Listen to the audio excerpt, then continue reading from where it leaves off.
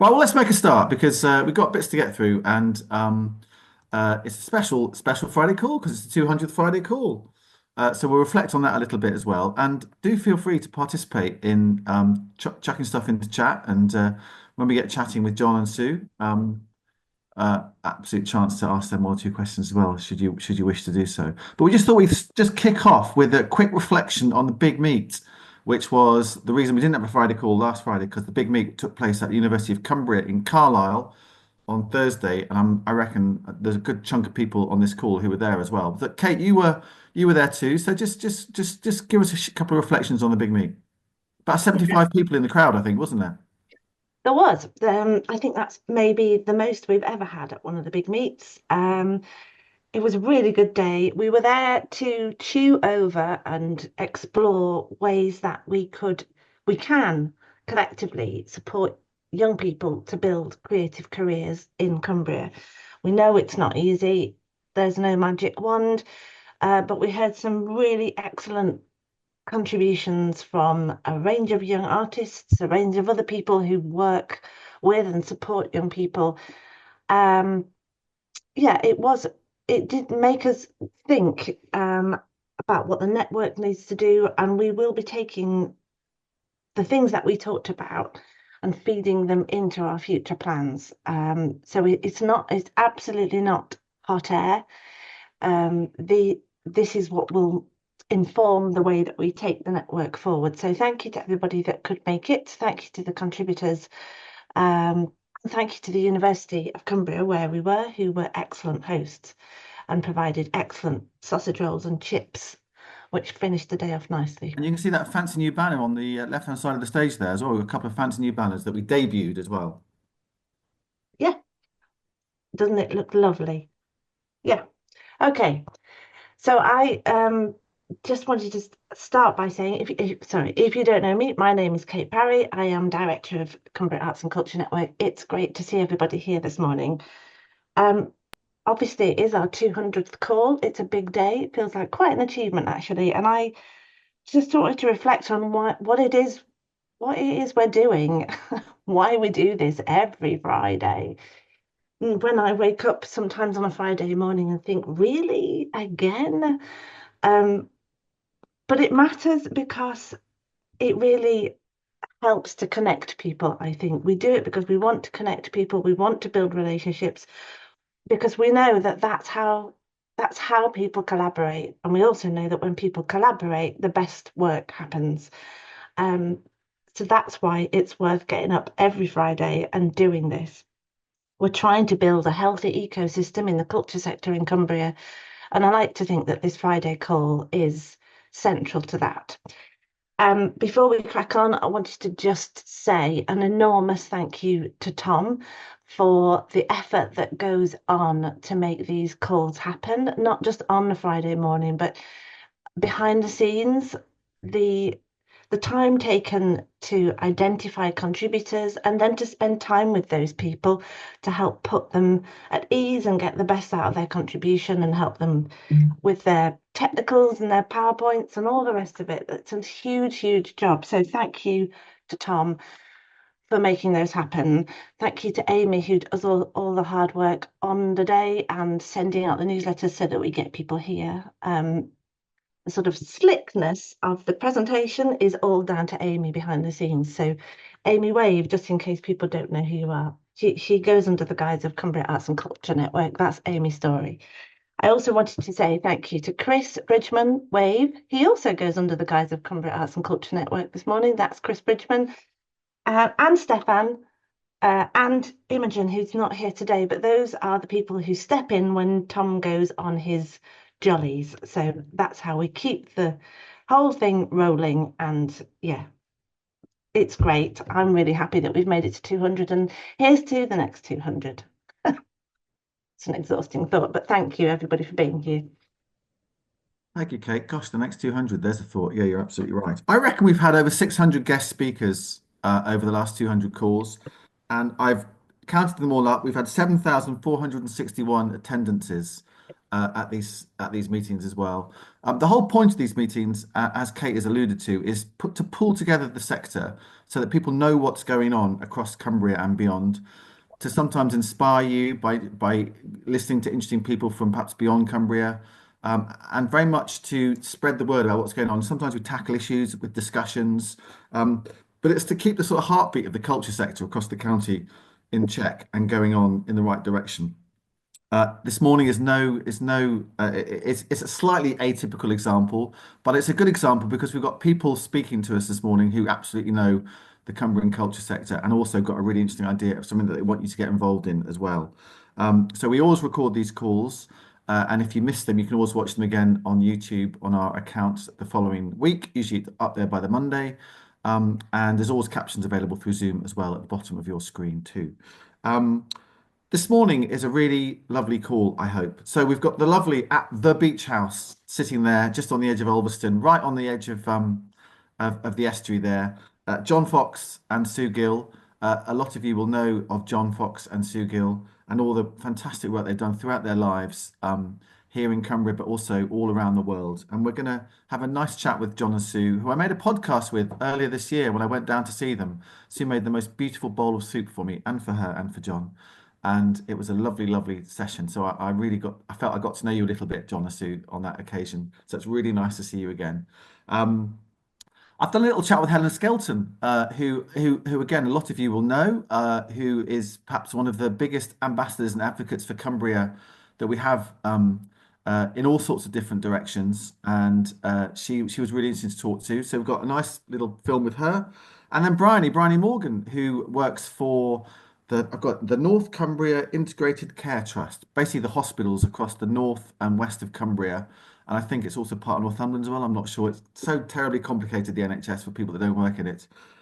Who's got a really nice opportunity for some artistic involvement in a project that she is leading across the hospitals there. So we're going to hear from Bryony before the end of the call too. So that is the plan for this morning.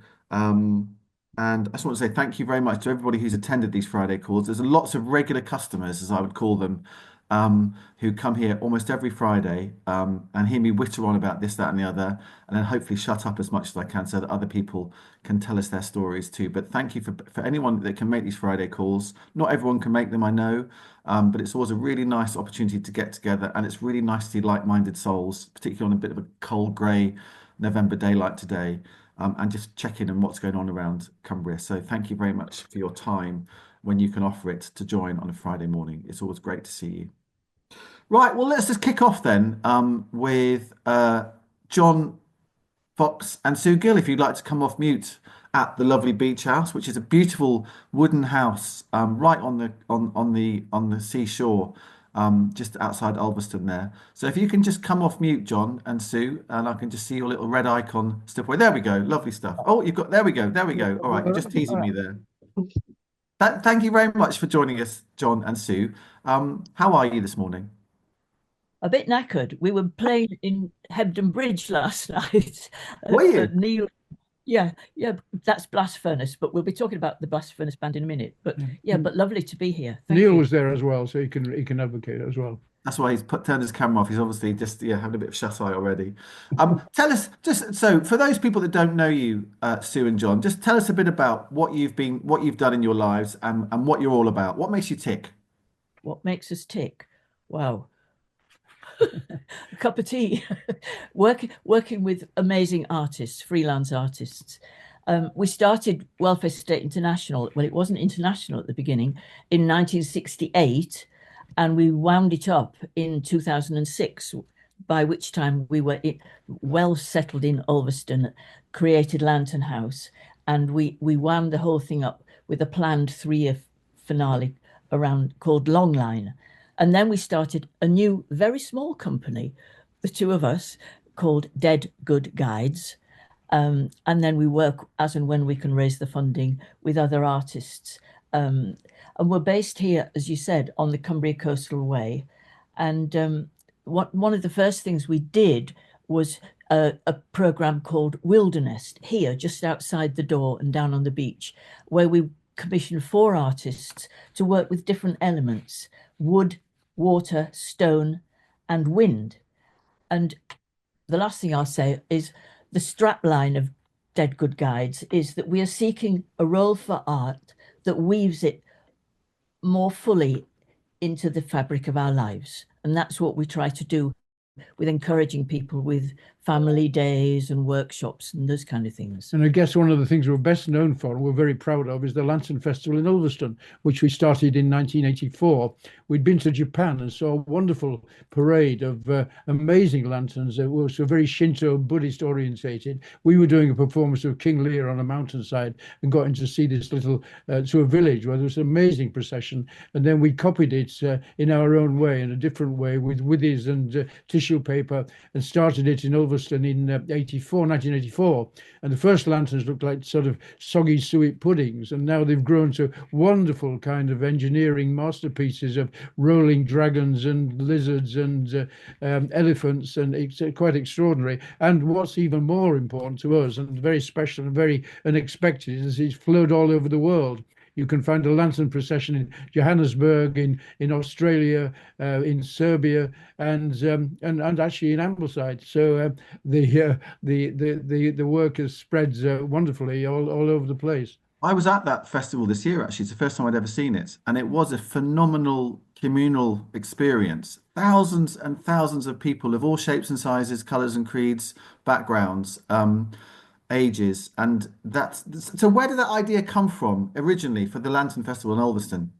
Apart from, Well, did you just think we could do King Lear in Japan? I know, we'll just nick this idea and do it in Ulverston. Or was it a bit more complicated than that? we'd shifted gear really from doing big scale spectacles in turn-ons in kind of random audiences in a way. We felt we ought to be working much more with the community and bringing art home. And so we started it very slowly. There was a couple of key Walthamstow artists who thought up some of the ideas, and they And the then techniques, workshop techniques. yes, Yeah, and yeah. we couldn't do it the same as Japan because that was very ancient. They were using mahogany structures with lanterns that were kind of kept in temples for weeks on end. We just started it with tissue paper and willow sticks and thought, will it grow? We know half the time you never know quite what's going to be happening. I like the unpredictability of things, but you never know what will take off. And this one did, because it became something that people could get involved with their own families and with their own. I mean, people who came on those early processions are now bringing the children that they didn't have at that point onto their own celebration. It becomes a kind of secular rite of passage, really, for the town of celebration and joy in the dark days before the real winter sets in. It's that lovely thing of we shut all the roads to traffic, and here we are with our friends, our neighbours, and beautiful things we've created, and the town is ours for that evening. And now, for the last, well, since 2006, the entire thing has been organised, funded, run by volunteers who work their socks off all year round and do an absolutely magnificent job. Yeah, and they find it difficult because they have to get money for volunteers to actually mind the roads and train them. I think it costs about 130 quid to train a volunteer to be a substitute for the police and so on. It takes about 20 minutes to close the A590 to get the processions from Croftlands into the town and so on. So it's becoming a very major event, but quite expensive, and get a little bit of money, I think, from the town council and Westmoreland, but not a lot. And So so this is whole concept of co-creation, as it's now called. Yeah. And some people might say you were sort of pioneers of that concept and how it could work in the artistic and cultural community. Tell me a bit more about why that was something that you wanted to do and why you felt it was important to have co-creation. I just think it was an instinct we had, having been to lots of shows, doing lots of shows in arenas virtually, big scale events, that we felt that we just then moved on, and people said, well, it's all right for you lot, you move on with your caravans and your circus tent and you just leave us here. What is for us for the rest of the time? And I think it really, I mean, it's a big principle of ours that we need more creativity in the whole of our culture, and it's very hard to actually find it for a lot of people in the kind of jobs they have to do in the economy that we have and so on, and that art should be there for everybody and not for a kind of any kind of a specialist or elitist or whatever. It's a way of being, a way of thinking, a way of just enjoying your life, really. Away from a kind of economic political structure. And it's about a sustainability as well from the artist's point of view. As John said, just packing the van and pissing off. Well, thank you. What's that about for both sides of that equation? But I mean, for example, the Barrow program that we did, once we as a family had moved in as a neighbour to Neil, just along on the Gill. That's why I've changed my name to Sue Gill, because I found my spot. That's not a maiden name. It's not. I'm still married to Mr. Fox, but I'm Sue Gill. 61 years. Oh, thank you. But for example, the Barrow project of 7 years, a few artists literally moved into Barrow, got their own house and committed to Barrow for that length of time. And the sustainability is one of the most important things. That was 1983 to 1990 in Barrow. Okay. Well, speaking of enjoying, we're going to see a clip now of something that sounds like you were doing last night in Hebden Bridge. This is a great clip. It's called Blast Furnace, the band. Just before Amy plays it, just tell us a bit. What is Blast Furnace? Spelled obviously Furnace. No. There you go. Blast No, Furnace. there's a spelling glitch. No, Furnes, because we're on the Furness Peninsula. And how long So has it's this band been together, and how does it work? Is it a collective, or who's in charge? It's been going now for nearly 24 years, in fact. It started with Welfare State, and then it kind of grew to its own independence. And it's a band that on a good day, you've got 24 people, including 3 sousaphones, 3 altos, 2 tenor saxes, 2 trumpets, and then a whole percussion section. And politically, it's quite strong because we've got everybody from every age group from 20. Somebody just joined who's in their 20s, and I'm probably older than some. So we've got at least eight kind of slots of generations, and you've got more than half the band of women. And so in the streets, it's quite political to see kind of 50 or 60-year-old ladies playing stomping saxophones and people dancing, and people say, "Oh, I like to do that." And well, why not? Yes, of course, And there's some great musicians in the band, and some a bit lumpy like me. But we do work collaboratively. There are key people who take certain roles, but there isn't a kind of top dog leader of it all. There's everybody shares whether it's making arrangements or planning minibuses or organizing occasional dinners or whatever we have together. And we take money for the work we do, and we put it back into the band and pay for good workshop. We get some fantastic workshop leaders who give us new tunes and new arrangements. And so it's a continual kind of growing organization with a lot of collaboration and a lot of support, and the people are very helpful to each other, not just on the music side, but also in terms of friendship and advocacy and a very generous kind of way of being together. Right. Well, let's watch a clip of you in action. This is from the front of the Blast Furnace website, so you'll know where this is. But it looks like it was a great day, and we got a minute and a half of Blast Furnace. Oh, good.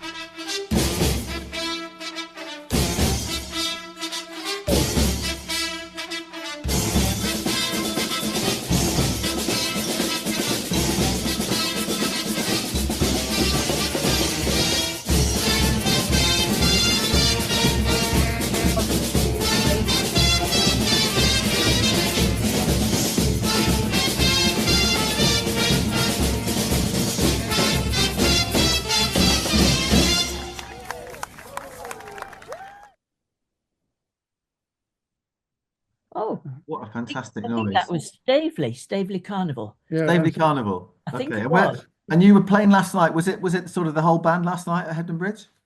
Not quite, no. We had about 13 people there, but when the band can go to about 20. But when it's a weekday on a Thursday, it's quite hard because To get it for a gig, many of the yeah. people are, some of the people are retired, but a big percentage of the band have to work in jobs during the day like everybody else. So you can have, it's hard very often to get away midweek and so on.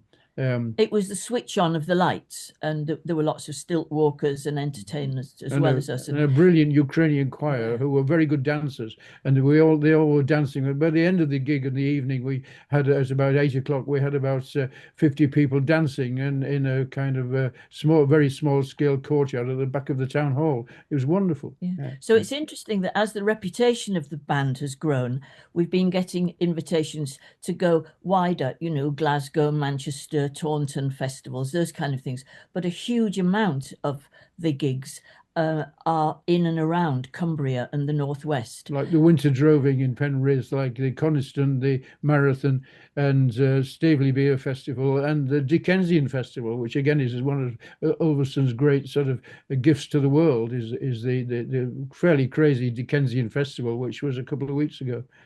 And that when we're at those things, that gives us an opportunity as well to witness things that other artists have brought to that festival. Yeah. So there's not a lot of time left over to be just going to visit gigs for other people's gigs for the sake of it, but we cross paths and make those connections. Yeah. And Neil put that video together, I think, actually, who's watching at the moment. Was it you, Neil?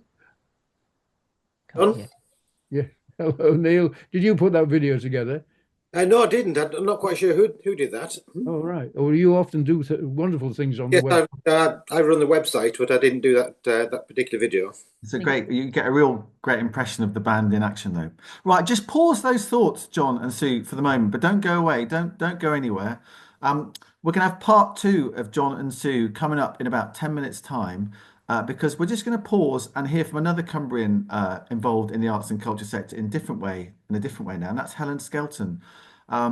Who is someone I worked with Helen for a little bit at Radio Cumbria many years ago, and she's someone who's done some really interesting stuff with her life, all sorts of interesting things, working on Blue Peter and Country File and Strictly, etc. I just wanted to get a perspective from her about where she was at as far as the Cumbrian arts and culture sector is concerned, and so I caught up with her a couple of days ago, and there's a short film which Amy is going to pull up and show us of chatting to Helen as she was on her way down to Salford, which is where I think it's called Morning Live on BBC One is filmed every morning. So this is me and Helen just chewing the cud over the arts and culture sector in Cumbria and one or two other things as well.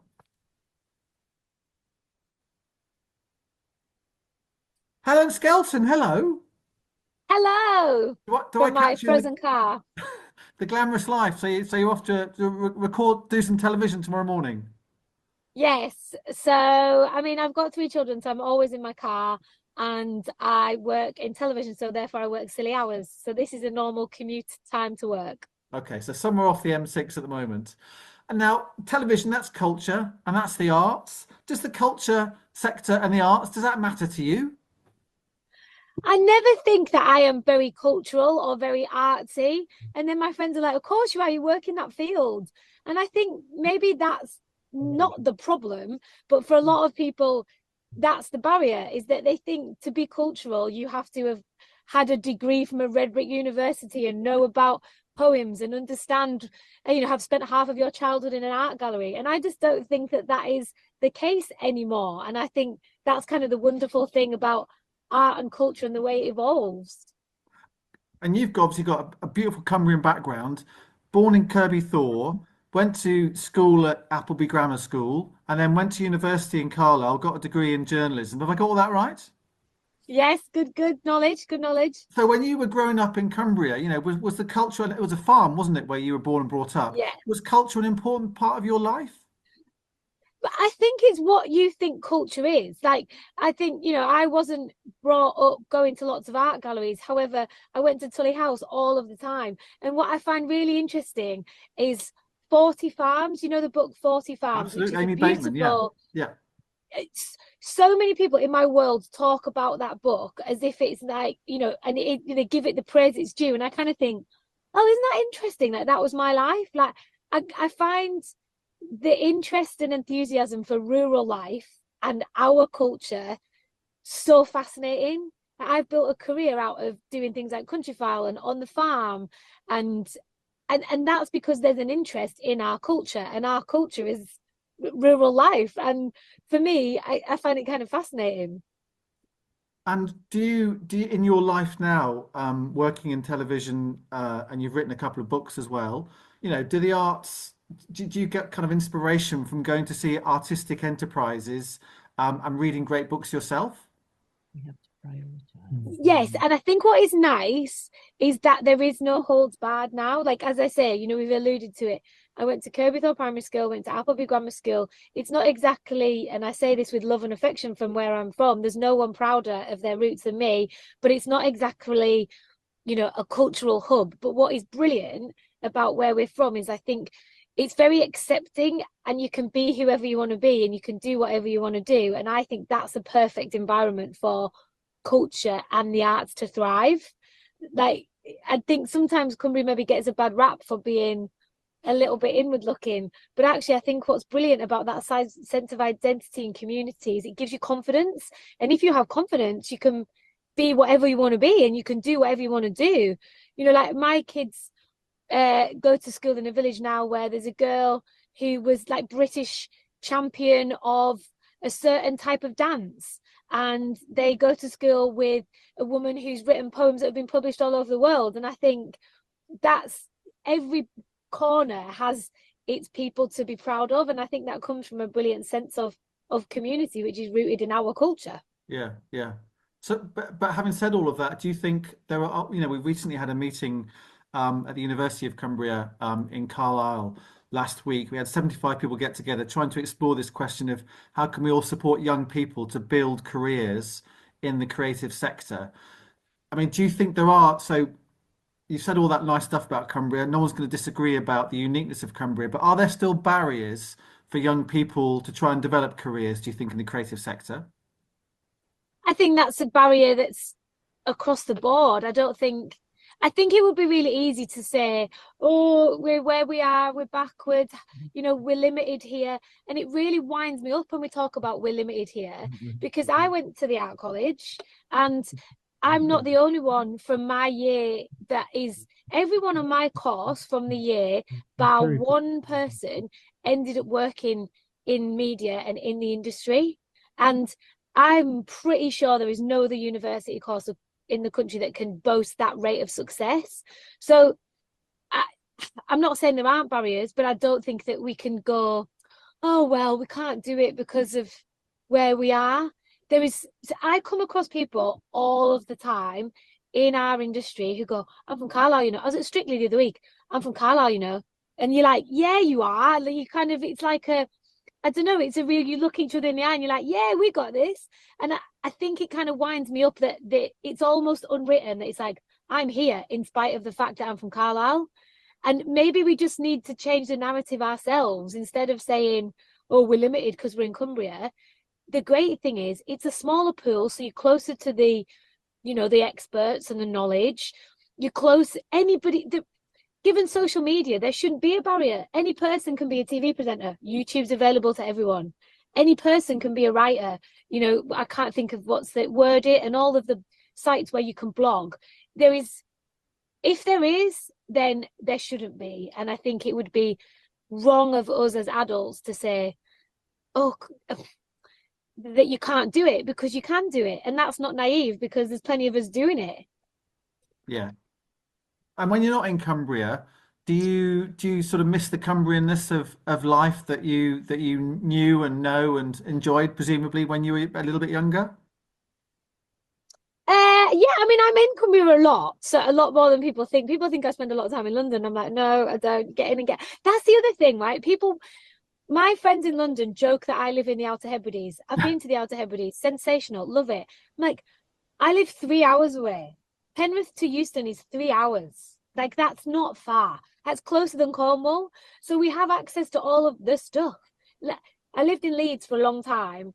Leeds is one of the most culturally fabulous places I've ever been to. But the great thing about Leeds is you can get there in a day from Cumbria, and you can do all of the things that people in Leeds do, just pay a fraction of the price for studio space. You don't have to worry about parking. You don't have to worry about, if like young people in Cumbria, stay at home, live with your mum and dad, rent a studio in Penrith, in Carlisle, in Kendal, because there's a lot more space and capacity. I actually think it's a really good time to be an ambitious artistic person in Cumbria because you've just got to look for those gaps and those opportunities. You could paint, you could draw, you could create music, and you can sell it to the world via your phone. I'm loving your optimism and your positive aspect of and perspective on life. We're going to finish with a few questions for you. These are very quick fire questions, so I just want honest answers to this. Night or day? Day. Bake Off or Gogglebox? Gogglebox. Strictly or I'm a Celebrity? Oh, I mean, Strictly, I'm biased. Cheesy Wotsits or Pickled Onion Monster Munch? 100% pickled onion and Monster Munch. There's no better crisp. Excellent answer. William Wordsworth or Seamus Heaney? Wordsworth. Okay. Jamie or Nigella? Nigella, just for her. Like, she's delicious. Brunton Park or Hoker Street? I mean, Brunton Park will always hold a place in my heart, but we're a team. Yeah, we're a different team now. I've got to support the big bro, so it's all about Hartlepool, but Brunton Park will always have a place in my heart. Nice. Poem or a play? A poem. Okay. Kindle or paperback? Oh no, paperback, 100%. Excellent. Brown sauce or tomato sauce? Don't bring brown sauce to ever near me. Tomato. London or Cumbria? Cumbria. Excellent answer. I'll let you get on your way. Nice to catch up with you. Thank you for talking with us. And thank you for your positive ambassadorial work for Cumbria. Well, I know I'm wildly naive, but I just think you've got to be having. I met a young girl the other day who's an unbelievable artist, and she was going to be a trainee in a Mexican. I was like, why don't you be an artist and a trainee manager in a Mexican? And she was like, I don't know if I can do that. And I was like, but you don't know that you can't. So if you meet a young girl in the Mexican in Penrith, she's got a phenomenal pen and pencil skill. So please encourage her to do her art. I'm assuming it'll be arty people watching this. So she's a fabulous young woman. We're looking out for already. Helen, thanks ever so much. Nice to see you. Nice to see you. Take care, Tom.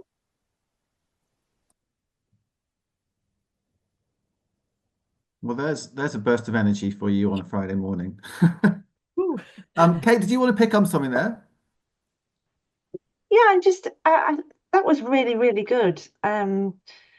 It put me in mind of something actually that we talked about at the big meet. This idea that, and it's actually Annie Brewer who's on this call. Annie, who works at Lakeland Arts, who made a fantastic contribution to the session at the big meet, and said that going to the big city is not necessarily the answer for young people, and that this idea that that's what you've got to do to make a go of it is possibly false, because there are opportunities here and there is a small of people competing for them, even though it's not easy. And so that was the sort of nuance of the conversation that we're having at the big meet that was really interesting. So thank you, Annie, for that.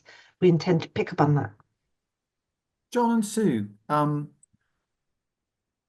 any thoughts from listening to Helen there talking about, actually in Cumbria, sometimes it's a smaller pool and you're a bigger fish, etc., etc.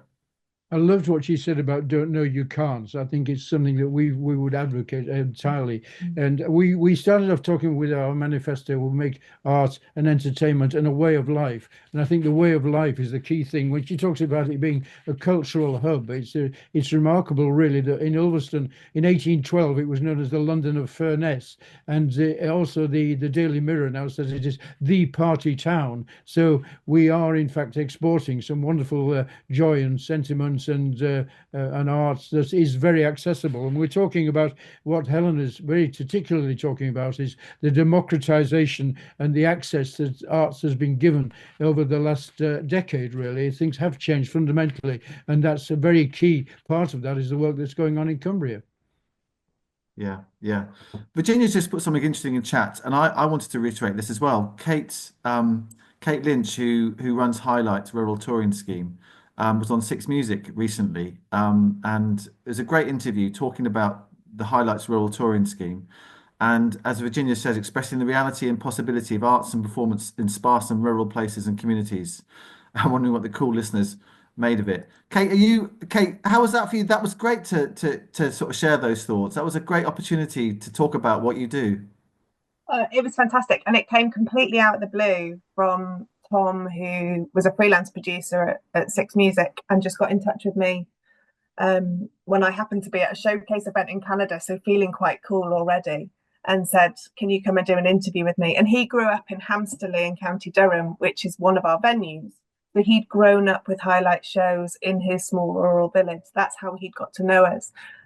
My instant response was, "I'm not cool enough for Six Music," but he assured me that I would be. I've only listened to it once. I can't bear the thought of listening to it again. But yeah, he was a great example of what arts can do to inspire you and move forward in your career. And it was lovely for him, I think, to do that full circle. And it was his first interview on Six Music as well. So really, really nice piece of work for all of us, I think. You're very generous. We're going to come to Chris's blue head, by the way, before the end of the call, for those of you that might have spotted a man in a blue head on the call this morning. But just keep that thought to yourself for a moment.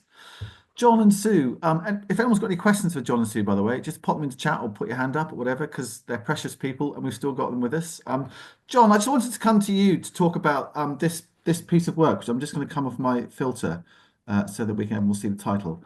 And it's a piece, it's a little booklet, a pamphlet called Rehearsing a Future. John is still creating art, as I'm sure Sue is. And you're well into your 80s now, John. Tell us a bit about this, because this has come out literally in the last few months, hasn't it? And what this is about.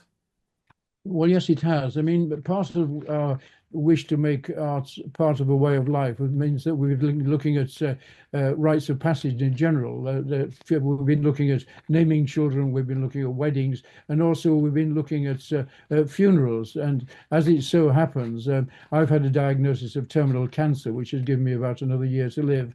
And so it was important to actually articulate some of the thoughts and to demonstrate that at the end of your life, you have a very particular option of choosing how to let go. I mean, if you have time, which you do with a certain kind of terminal illness, it's not the same as being knocked over in a car crash or punched in a pub or whatever. You have time to think and digest. And in your 80s, well, of course, you're bound to be thinking about death and the process. And it links in with all the rites of passage work that we've done. I mean, particularly Sue and Gilly have done some excellent courses over the years, and we've written books on both funerals and namings, which I think has had some sort of effects of modifying or changing a little bit the various kind of religious attitudes, and also the commercialization of funerals. We've indicated ways that you can celebrate and mark lives with a different focus altogether, really, and that's very much part of the general extension of our work. It's not just the Lantern Festivals are partly a rite of passage for everybody in the autumn, for families to come together, but equally there are more domestic events such as we said, funerals, namings, and weddings, which can be I think elaborated and made more particular and more relevant with the general consultation of families and artists working together. And it's got some lovely new poems in it, 5 new poems and an essay. I'm just reading the back, and also, by the way, just a fabulous photograph of you both on the front there. Can I ask on behalf of Amy, who's put a note into chat, perhaps Sue, how did Welfare State International come about originally? Lots of Cumbrian artists and organisations got to start with you, she says, it's a big legacy. So how did it all start? I was 23. I was the head teacher of one of the smallest schools in the country in the middle of the North Yorkshire moors. It was a very lonely life. I was supporting John, who was doing the second degree in fine art in Newcastle. And we got very lonely, and we started just trying to put some events on, because I'd got a schoolhouse, a school rooms, a garden, and we were doing events. John Arden and Margaretta Darcy lived nearby, and they were very helpful with their contacts. The very young Liverpool poets and so on would hitchhike over. And Roger McGough and Brian Patton, Brad those people. Patton, and Herbert Reed was lived around the corner as well. And one of the people who came up was Albert Hunt. He was lecturing in Shropshire, and he brought a bunch of students up to do one of John Arden's plays in the playground of my little school. And Arnold Wesker came up as well to do a reading, sitting on the hearthrug in front of my fire in the little living room. But Albert Hunt offered John a job in Bradford, because he just got a new job there, and he was turning Bradford School of Art on its head, saying, yes, it's all very well doing all your textiles, sculpture, paintings, printing, everything, but you need one day a week when you're doing something completely different. And he called that program Complementary Studies. This is Albert Hunt. Yeah. Albert Hunt.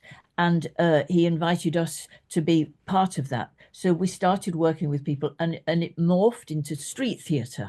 And so some of the artists who were there to do their arts degree, we ended up very shortly having a terrible street theatre company. We were dreadful performers. We couldn't play our instruments. We didn't know what we were doing. I stupidly drew out my tiny pension to go and buy an army truck, and then we got in the back of that, and we'd go off to Whitby, and a circus tent. Yeah, and we had to pass the hat round to get enough money for the fuel to drive back home, and that sort of thing. And those people became the core freelance artists of Welfare State. So they had sculptural skills, building, inventing, working with materials, and it grew from there, really. So that was way back in 1968, and we did a lot of work in Holland. Holland didn't seem to have any street work or anything like that, and they somehow found out about us, and we would be to and fro to Holland, and we'd got two little kids by then, and yeah, it started like that, and the international work started to grow, and we were based, where were we based? In Leeds at first, and then we got evicted because there were too many trucks in the backyard being repaired, and oil everywhere and all that. And we went across to Lancashire and lived on a site in our caravans, and had homeschooled our children. By then we had about 5 or 7 children. We didn't. I mean, the company had. But that were Hannah and Dan were on the scene by then, presumably, were they? Yeah, they were. Yeah, Dan first. He was the eldest, and then Hannah followed, and then other kids. So we had and so we worked as families, but we lived in caravans. We went on the road, and it wasn't that the women and children were left behind while the blokes went off and stayed in a hotel and did their arts touring. We all went, and it was a way of life, really, for a very long time. Yeah, we lived in caravans because it was cheaper to live in caravans, and we shared whatever money we got, mainly often to pay for the air brakes on the bigger caravans and so on. So it was a collective tribe, really. It wasn't a hippie commune, but it veered that way. But it was a group of people who worked very closely with each other and shared their skills. And the most amazing people came in. So it was a very rich learning experience. Somebody would come and go, I've been in the States, and there's this stuff called gaffer tape. We'd never heard of such a thing. Or somebody who was an amazing sculptor like Andy Plant in metal, who commissioned to make huge public works. Boris Howarth and Maggie, or she did the first giant puppets, and then she's done, of course, she's a world expert in mosaics. Sadly, she recently died, but all her books are out there, and her studio is still going at Hilltop. And musicians, fantastic musicians, teaching us music and getting street bands together. So a lot of us learnt like that. If you've got a saxophone and you can play 3 notes correctly, they'll write a piece of music that will include you on your 3 notes, and then you've got 5 notes or 7 notes. So it was a wonderful learning experience. It's a great story, and the origins are great. I'm just going to pause you there for a second. I just want to say, when I draw my pension, I aspire to buy some sort of army van with my pension. I think it wasn't a daft thing to do whatsoever, Sue. It's an inspirational thing to do by the sound of things. Stay there, Sue and John, because we're just gonna. I just want to cross to the man in the blue hat, who sometimes goes under the name of Chris Dennett, and just to laud and praise Chris for the massive effort he's gone to this morning. Tell us the story behind that, Chris. There may not be a story. There's no story whatsoever, Tom. I'm trying out my Christmas outfit for the CGP Christmas party, and you know, I can't go fully black tie, so I wanted to make it slightly different. I'm trying blue. It's not a hat; it's all natural hair up here, yeah, and down here. But yeah, I was wondering. I don't know whether to go green face, blue hair, or fully blue. I think blue has a certain degree of mystery, coldness, and intrigue about it. Blue is good for me. Is it tonight? Is it tonight, Chris? No, Jenny's is tonight. Right. Mine's next week. So we're both trying on outfits. Jenny looks like some sort of raspberry, but she's disappeared off downstairs now. So Chris is a loyal. What do Friday calls mean to you, Chris? Why do you come on a Friday morning? oh, it's just a great way of connecting. Notice, seeing everybody else making stuff and doing things, and because often you're sitting here sort of making stuff, cutting wood, coding away, and you wonder if the world out there, is doing the same sort of thing. And it's nice to meet like-minded people and just sort of connect in once a week. I always love to see Chris on the call. He always brings something to the party. Thank you, Chris. Right.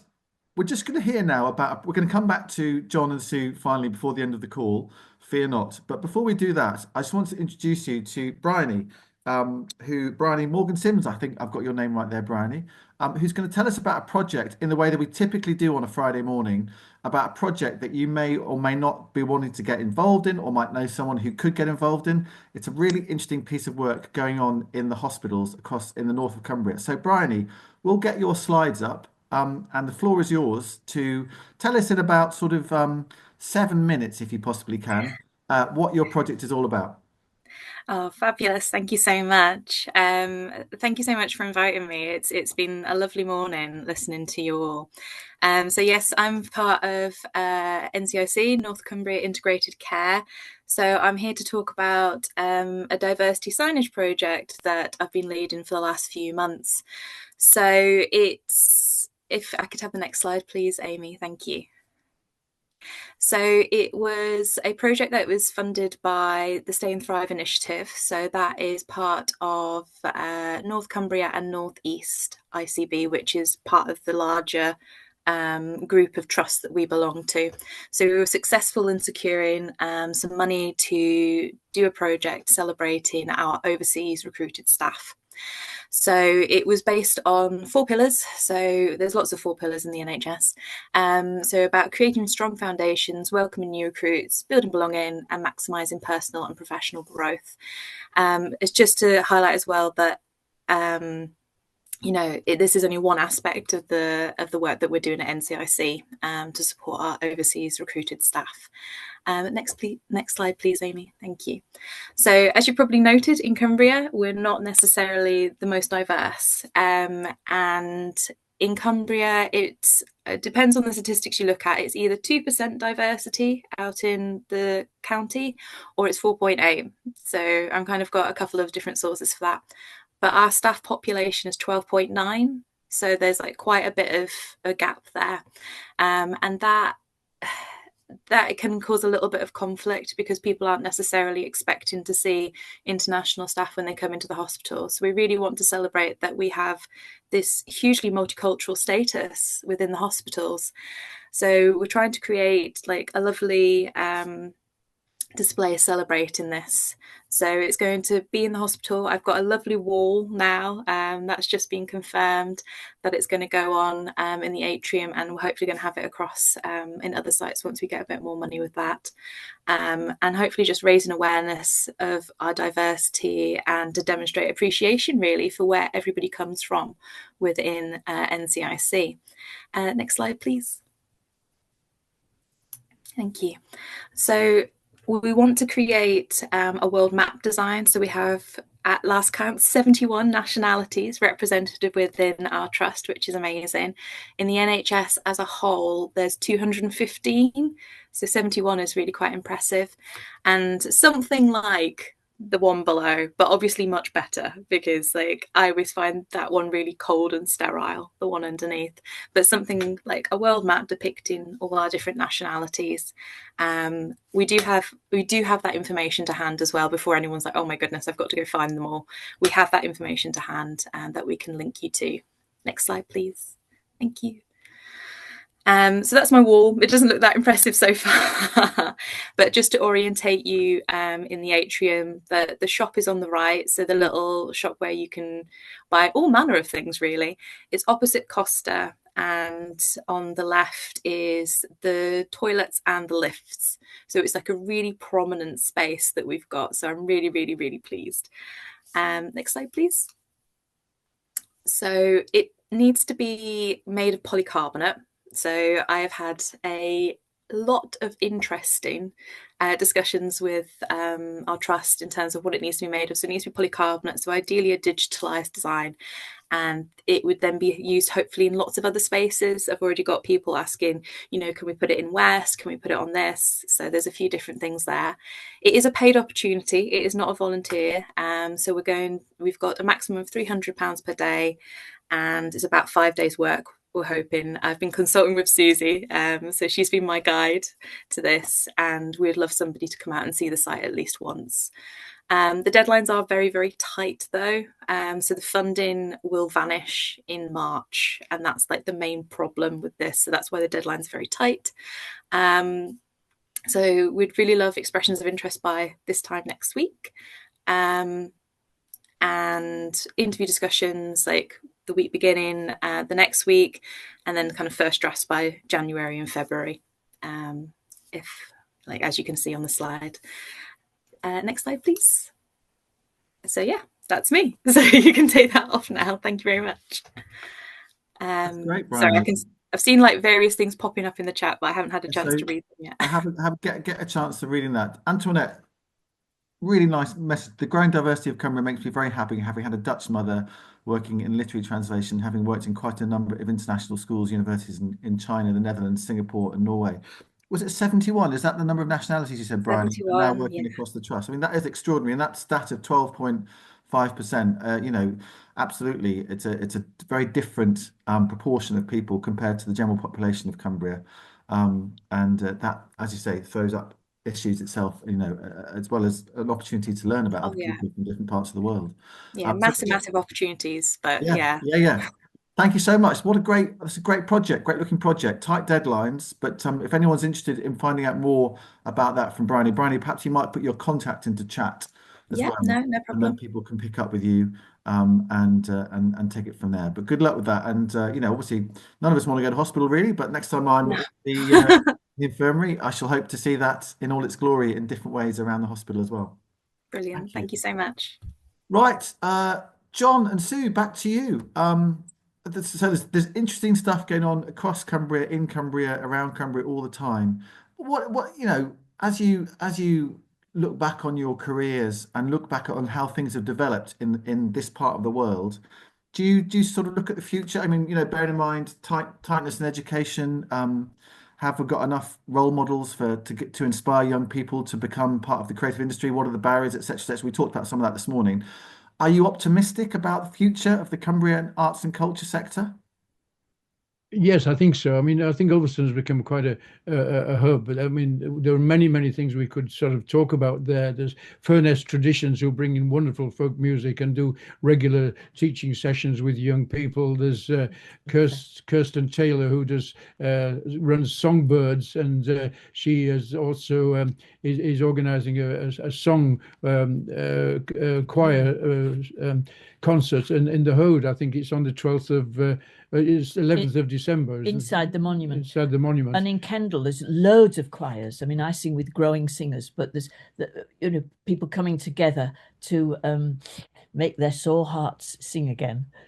And one of the general things, I think, is the spreads of light shows. That's become a kind of phenomenon over the last 2 or 3 years, and those two children were on the road with us in the 70s. There, Dan is doing a wonderful one, has created a wonderful one at Sizer, which opened a couple of days ago. It goes on for a month. And Hannah, who you've already interviewed, I think is doing one at Workington, which is opens actually tomorrow, and that one is Hall Park. Yes, it's called Hall Park. Lightworks. And so, but I think one of the questions that I was talking to an Arts Council officer who said there is a bit of a decline in street theatre because of mainly local authority funding, and and it's a possibility that there was a lot of political street theatre in the 70s and 80s has declined. It's maybe gone into other political movements like Amnesty or Liberty or Drax or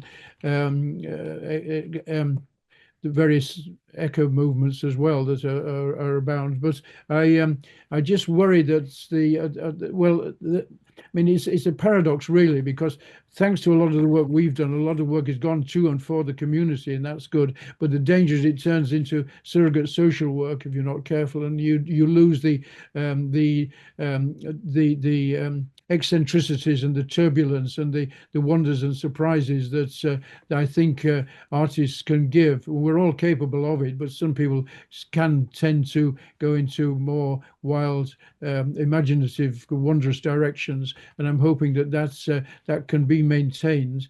I think generally, in terms of the politics, I think it's quite hard to see that there is a great advocacy. I think there isn't a great advocacy for the arts at the moment. But I think if we all shout out loud, as we are doing from wherever we are, from Cumbria, and all the great work that's been going on there's a whole resurgence going on in Barrow with Signal Films and Media and Barrowful and Art Gene and so on, which is on the ground and going hard. But they need support. They need people to actually not only give them money, but also to give them sort of the advocacy that they deserve and have earned.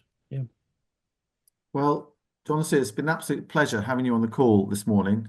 Thank you on behalf of everybody for all that you've spoken about this morning and all the things that you've done so far in your lives and still to come with Blast Furnace and all sorts of other strands as well. And what a lovely legacy you've left the county through Hannah and Dan in their work. I'm hoping to see Hannah's work in Workington this weekend myself. So we'll be there on Saturday. Yeah, just to say the retail plug. We were talking about rites of passage and funerals and this, that, and the other. So there are things like our Dead Good Funerals Guide, Dead Good Guide to Namings, all of this, all on Dead Good Guide's website, and our 2 recent memoirs that we've got on there as well. But on December the 11th, we're in the we're doing a soup talk at the Farmers Inn at 6:30 at Spark Bridge. So we can continue the chat there and answer more questions. And I'm sorry interrupted my good wife there. No, anybody in South Cumbria might want to go on. I don't know what the role of the soup is. I'm not making it this time. Well, thank you on behalf of everybody for all that you've done and continues to do for the sector in the county. Thank you also to Helen, who I caught up with earlier, and to Bryony for sharing that great looking project in the hospital as well. Thanks to everybody for coming on this call, the 200th call. Next week, it's going to be Chris Bridgman in the chair. We're going to hear from James Cobbold, who's got a really interesting forestry project called the Raise Project in West Cumbria. And also Florence Arts have got a new exhibition on called Beast, and we're going to hear from some of the artists involved there. And there might be something about watery walks in the West Cumbria Rivers Trust. That's to be confirmed. But thank you to everybody for coming on this morning. We've got training sessions galore that are on our website. There's a marketing session as well. So do look at our website to see what we can do to help you help yourself with all your work and practices in the arts and culture sector as well. But thanks again for joining us this morning. Great to see some 1 or 2 new faces and 1 or 2 faces haven't been for a while. Here's to the next 200, as someone said earlier in the call. Have a great weekend, and thanks for your time.